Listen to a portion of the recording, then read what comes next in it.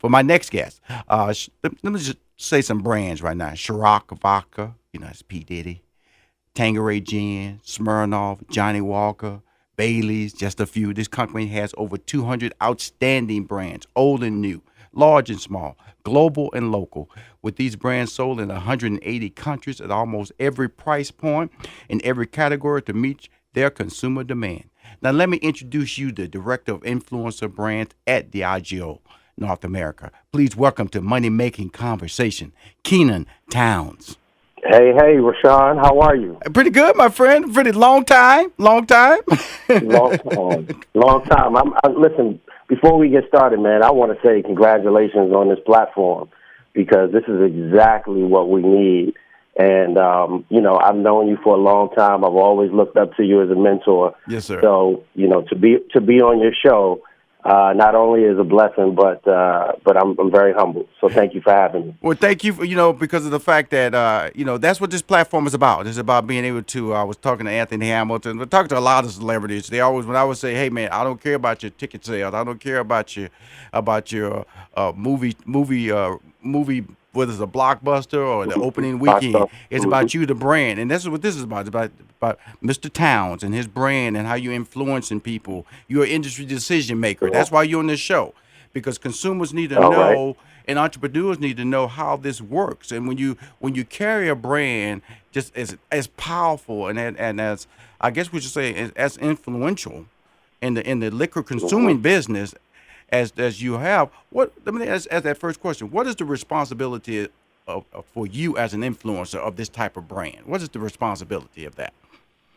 Well, with spirits, the first responsibility is responsibility. That's right. Is consuming responsibly and and respecting the fact that it's an alcohol brand, and there are ways that you go about marketing, and and at Diageo we take it very seriously. We've got a very strict marketing code, and we have to adhere to that. So that's the first piece of it. The second piece is that to your point, we have so many big brands, right? Diageo's been around for many years in different facets of companies. But we've acquired over, the last 20, 30 years, some of the biggest brands in spirits, which you mentioned, Johnny Walker, Crown Royal, Smirnoff, Captain Morgan, Ciroc, De Leon, it just goes on and on. And it's a great place to work. It's nothing better than going into a restaurant, a bar, a lounge, and when you see, 30% of that back bar are brands that you represent. It feels great. It feels like, you're at the right company and you're doing the right thing. And you're doing it. Let me just add something about that responsibility note. Like when you go to the website and then you click brands, you have to enter information to show that you're above the age of 18. So I'm just letting you know that he carries 21. Above the age of 21. I apologize. 21. My producer went, hey man, that's bad information. You can vote at 18. You got to drink at 21. That's right. But also let you know I don't drink. But that doesn't mean that this interview is not about my habits. It's about habits of people who enjoy these spirits. But I want to drive home the fact that you guys carry that mantle of being responsible to the highest level, even in the digital and social media community. So with that being said, liquor and spirits are consumed. Are there seasonal periods where you guys know you got to have those warehouses packed because the call is going to come for your product? Absolutely. I mean, to your point, certainly you have to be 21. You enter in that age gate. You enter in your age, and then you're opened up to a world of celebration. Yeah. And really at Diageo, that's what we're about, celebrating responsibly. And, and there are key periods, and, obviously the holidays are big time, so October, November, December, from Thanksgiving through Christmas and New Year's, that has to be probably our largest selling period. Yes, sir. But then summertime comes around, and there's, the drinking occasions have changed, from nightlife to daytime parties now, and outdoor summer events. So so again, listen, one of the best things about the liquor industry is that people love to celebrate, Yes, sir. And good times and bad, you know. So it's sustainable, and and we're just happy to be here, and hopefully people enjoy our brands. Let me back up a little bit. We're talking about the brands, but I want to let people know about you. That's why the show is important Hmm. because you're an influencer. You're a person who's ascended to a level of responsibility that you'll be able to communicate this spirited world to the masses. How did it all start for you in this direction, and also how did it all start for you in this area of the business? Yeah.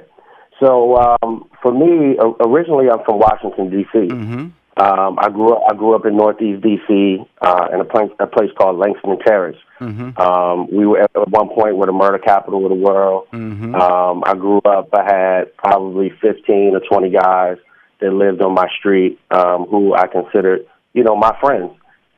Today, there is two of those guys that are still living or not incarcerated. Mm-hmm. So, it's a tough area, tough neighborhood. And fortunately, I was able when everybody was going right, I went left. I went the other way, or left. Or when they went left, I went right. I stayed focused on education.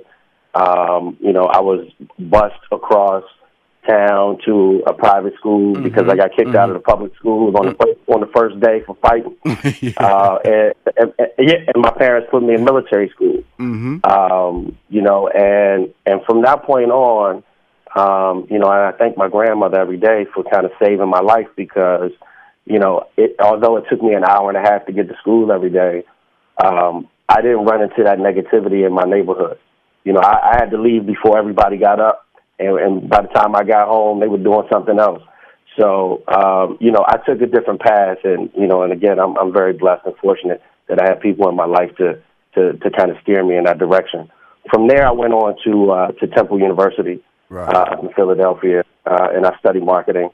I didn't really know what that was going to turn out to be, Right. And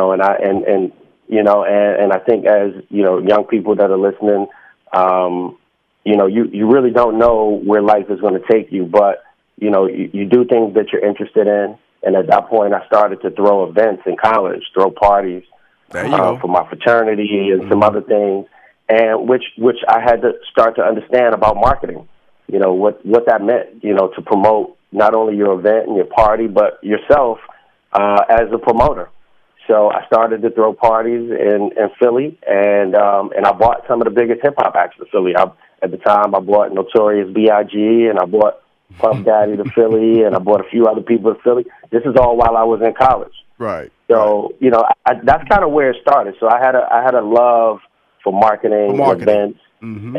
You had a natural love for it, so you were just taking natural talent, not knowing that many years now is branding, is marketing, is trending, is you just that's how it was with me in college. I was just doing some things that I look back now. I always tell people what you learn in your 20s is what you're going to make money in your 40s and your 50s.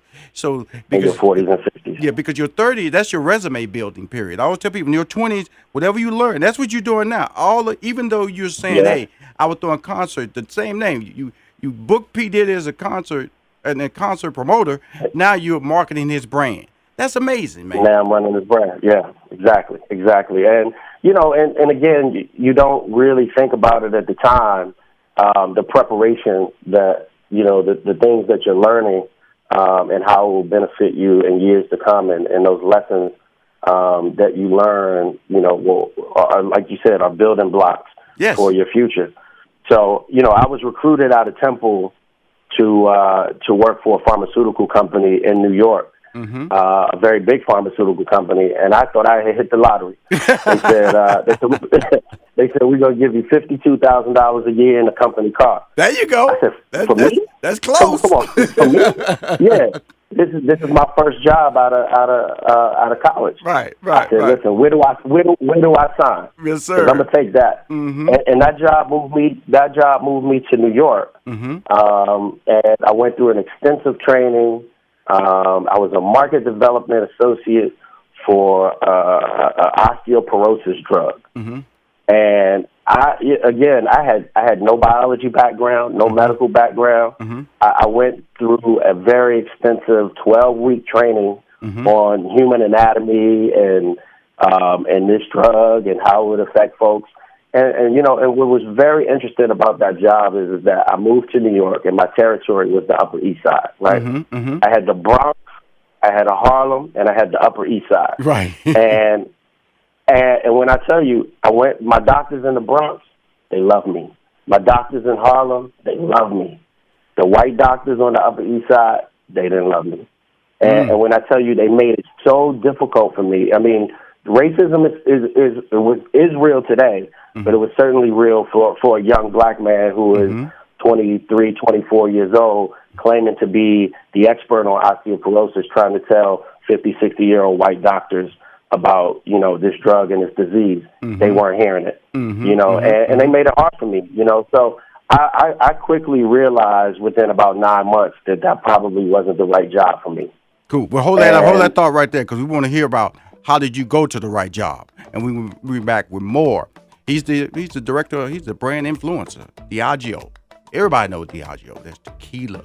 That's Ciroc. Everybody knows that. Just it's like P. Diddy owns commercials. He'll be back to tell us about marketing trends, drinking trends, and also I want to ask about something I've always bugged Diageo about. How can you sponsor my event? Be right back with more Money Making Conversations. Cool. This is Rushion McDonald. You are listening to Money Making Conversations. As you know, Money Making Conversation is heard on Channel 141, which is Sirius XM on Howard University campus. It's also heard on Channel 142, Sirius XM on all HBCU campuses. The reason I brought that up and brought it to Mr. Towns' attention because he's talking about that transition from college to the professional world and some of the pitfalls. And when you think you got the job of your lifetime and the lottery, you've hit the lottery, that you can be hit with a curve. And that's what you got hit with a curve right there, where you got your $52,000, you got your car, you out there selling to everybody in New York, and then all of a sudden somebody telling you, we don't want you or your products. Right. And so at that age of 23, where do you go from there, sir? You know what? It was certainly a smack in the face, and I said, let me go back to what I really enjoyed doing when I was in school, and there were 3 guys who went to school across the town at University of Penn. They called me one day, and one of the brothers who worked for RCA Music. The other brothers were in just finishing business school. Super smart guys, the Prasad brothers.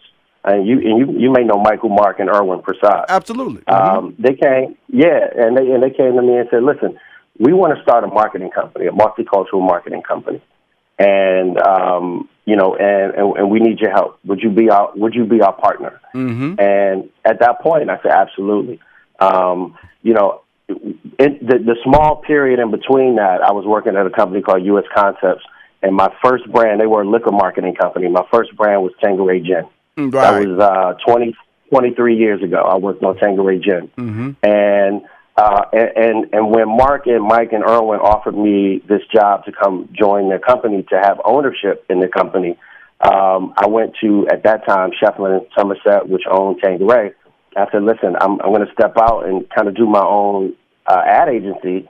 And they said, Keenan, we love what you do, so wherever you go, we go. And from that point on, me and liquor became synonymous. We worked, on the Hennessy brand, the Moet brand, Grand Marnier, Tanqueray, Johnny Walker. We did all of the kind of multicultural marketing back when really multicultural, it was really just marketing to African Americans. Absolutely. Absolutely. And that put me. And we were able to develop that business with Shefflin and Somerset over many, many years.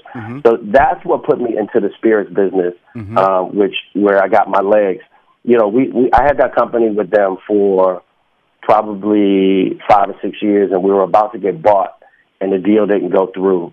I was able to cash out of the company, and then that's where I became, I've always had this entrepreneurial spirit. And, from there, I was able to transition into opening some athletic footwear stores and restaurants and a few other things. And again, listen, there's no success without failure, right? And I lost a ton of money. I learned a lot about business and life experiences, who you can trust and who you can't trust, the importance of doing deals the right way. That's key. That's key now. Importance of doing the deal the right way and not doing it on faith and doing it with the right business plan.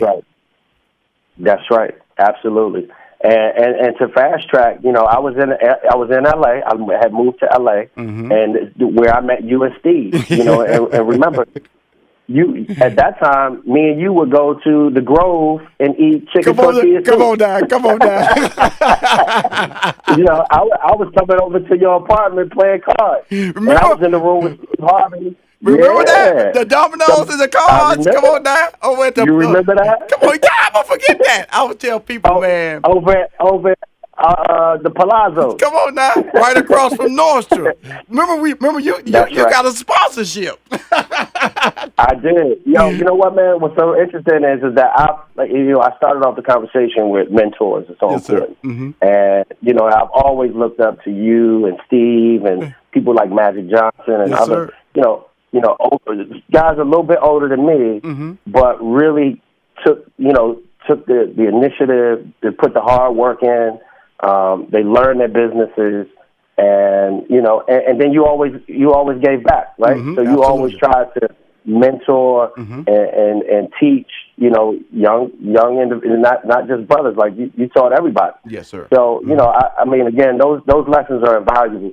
I spent 11 years in LA doing marketing for myself. And then I got a phone call about 8 years ago from one of the guys who was my client at Shefflin when I first worked on Tanqueray. Right. Called me now 15 years later and said, "Hey, are you still good with Sean Combs? Are you still good with P. Diddy?" I said, "Yeah, of course. That's my guy. We're good. Hey, I got an opportunity, for you to come to New York and work on the Ciroc business." Right. And that's how that's how I captured Diageo. But I will tell you, man, I've never worked in corporate America outside of that 9 months that I worked at Merck. And coming to a company that has 30,000 employees, that is a global company and has, over 200, well-known brands, this was a culture shock for me. Right. Complete culture shock. I go from working 3 phones in my own office, doing deals with celebrities, doing all kinds of sponsorship deals. Now I work in a cube. I can't talk. I can't talk freely. It's we do business a different way. Absolutely. The blessing about working for a good company is that at Diageo they've allowed me to be who I am. Right. They've allowed me to bring all of my experiences, all of my relationships, the cultural things that I bring. Which, we've got some really talented, smart people that work at this company, but they don't have the set of skills that I have. Right. So, and that's where, that's kind of how I fit in within this company. So, but when you talk about fitting in, though, when you talk about like the success of Tanqueray, when you talk about the success of Ciroc, when you talk about all these these labels, what role do you play in that development? Sure. As a brand person, coming here is like going to business school for marketing. Right. Literally. I mean, the rigor, the strategic insight, the research. I would have never thought that consumer, packaged goods companies invest the amount of money that they do. And me being on the outside, I mean, we spend millions and millions of dollars on research and insights and strategy. And, so again, for me, it has been one of the most phenomenal learning experiences of my life working at this company. And, and I've always been a brand person. I've always known marketing. I've always known entertainment.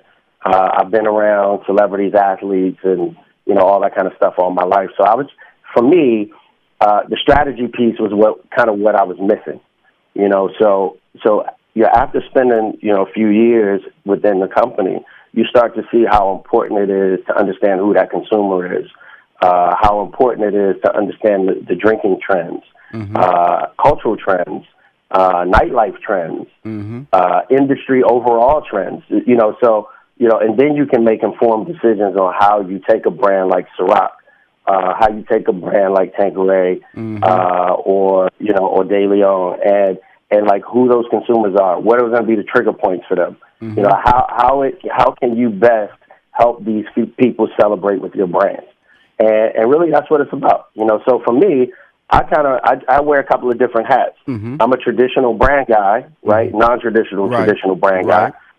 In the sense of, we start with strategy, we use research, we make informed decisions, and we come up with a marketing plan. I'm certainly involved in the creative process with our agency partners, and then we push it all the way down to our sales teams on the commercial side. So again, this is it's a full 360. I know. Operation that you really have to understand. It's really just not about creating an ad or understanding social media. In order to really market brands of this magnitude, right? It's a full 360. I want to drift back a little bit about just knowing you as a person and just the personal experiences we had. Like he was talking about those parties they used to do in my condo and in L.A. Those are just natural, instinctive moments of just branding and marketing, and it became like an event. You almost had to have a special VIP to get in there. And I would tell you a little private story. That's right, man. It was no more than about 100 people could get into my condo, and I remember it was so big that Keisha Cole, the R&B superstar today, she auditioned in my condo to sing. That's how big this thing was. And we would go, nah, we just here to play dominoes. That's right. But we need some sponsorship. You know what I'm saying? So just to hear those natural talents that you developed so far, I'm so proud of you, and I'm just so happy you allowed me to share your story. The bigger story is Diageo, but the even bigger story is your story, my friend, and the seed, the journey, and it's only growing. And I know that I got to have you back on in the fall, when you're out there selling that liquor that's flying off the shelf. But in the meantime, man, you stay strong, and I appreciate you coming on Money Making Conversations. Thank you. Happy to be there. Awesome.